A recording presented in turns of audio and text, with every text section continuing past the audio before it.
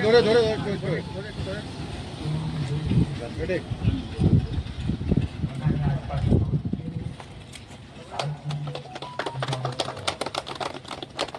हिंद, जय हिंद, जय हिंद, जय हिंद, जय Hind.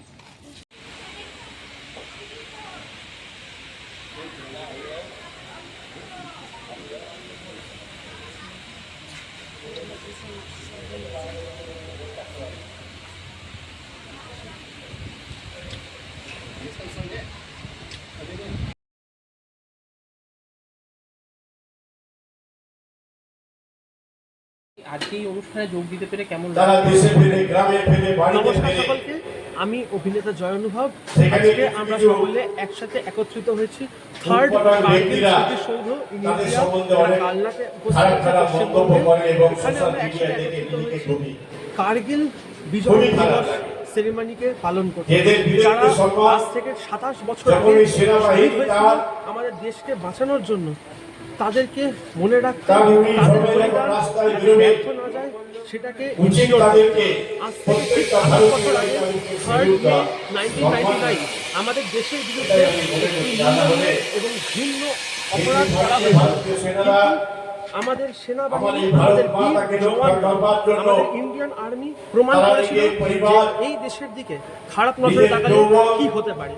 26 May 1999, Operation Safed Sagar, one of the most critical and risky operations and in one of the most technically difficult terrain.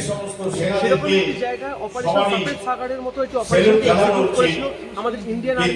দেখিয়ে দিয়েছিল কেন ইন্ডিয়ান আর্মি এবং দেশের রক্ষার উপর যদি কোনো প্রশ্ন আছে বা কোনো ইন্ডিয়ান আর্মি আসতে দেবে না। এবং আজকে আমরা সকলে একসাথে একত্রিত হয়েছি এই দিনটাকে সেলিব্রেট করার জন্য। আমার নাম অভিনেতা জয় অনুভব। আজকে কার্গিল আমরা আজকে উপস্থিত হয়েছি। এই দিনটা সত্যি গর্বের দিন। আজকের দিনটা যেমন প্রতিদিন আমরা ভাবি যে আমাদের যে সেনাবাহিনী করছে এবং আমাদের দেশের রক্ষার্থে আমাদের যে বলিদান, সেটা আমরা কোনোদিন ভুলিনি আর ভুলবও না। তো আজকের দিনে সেই শহীদদের আজকে আমরা স্মরণ করতে পারছি, সেটা আমাদের গর্বের দিন। খুব ভালো লাগছে আজকে এই অনুষ্ঠানটা এসে। এর মাধ্যমে দেশের প্রতি সেনাবাহিনীর যে অবদান সেটা আবারও আমরা আজকে অনুষ্ঠানে। ফিরোজ শেখ উদযাপন হলো এবং হচ্ছে কি কত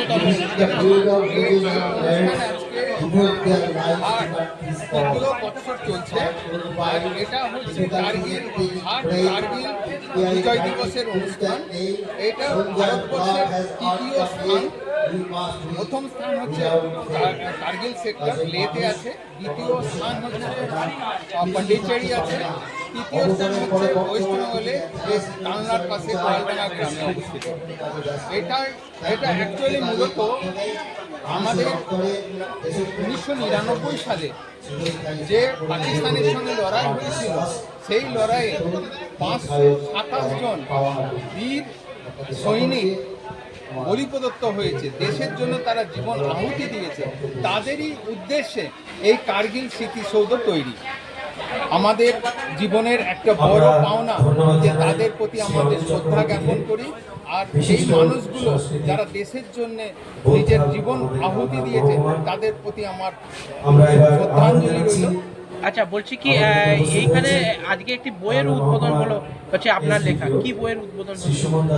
কার্গিল হিরোজ বইটা উদ্বোধন হলো, যে বইটি হচ্ছে 3টি ভাষাতে লেখা, English, Bengali and Hindi. English এই কারণে লেখা যে যখন এরা ভারতের বাইরে এই বইটা রিলিজ হয়ে চলে গেছে, অ্যামাজন অলরেডি এই বইটা নিয়ে নিয়েছে আমার কাছ থেকে। সেই জন্য ভারতের বাইরে যখন যায় সেটা ভারতবর্ষের জন্য একটা গুরুত্বপূর্ণ যে এই সৈনিকদের বায়োডাটা পাওয়া যাবে। সেই সৈনিক কিভাবে দেশের জন্য নিজে লড়াই করেছে, দেশকে রক্ষা করেছে, দেশের সুরক্ষার জন্য সে চিন্তা ভাবনা করে নিজের জন্মভূমিকে রক্ষা করেছে, সেটা ইংরেজিতে বলা যাবে। দ্বিতীয় হচ্ছে একটা হিন্দি।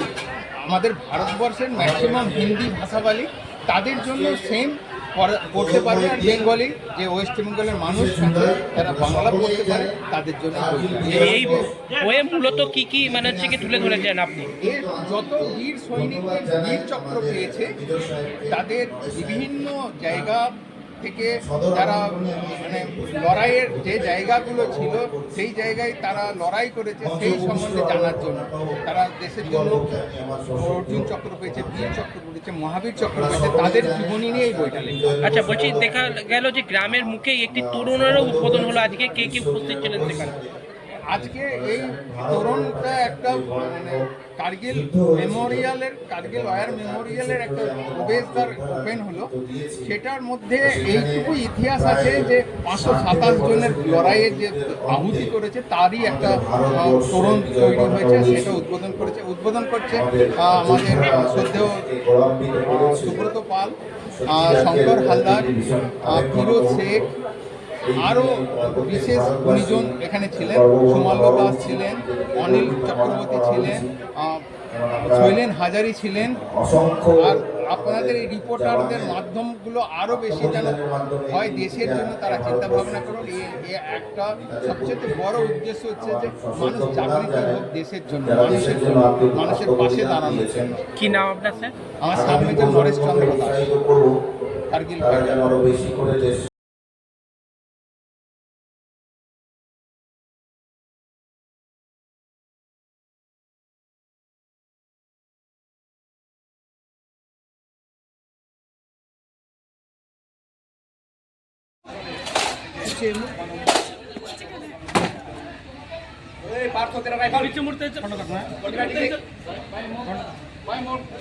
सामने से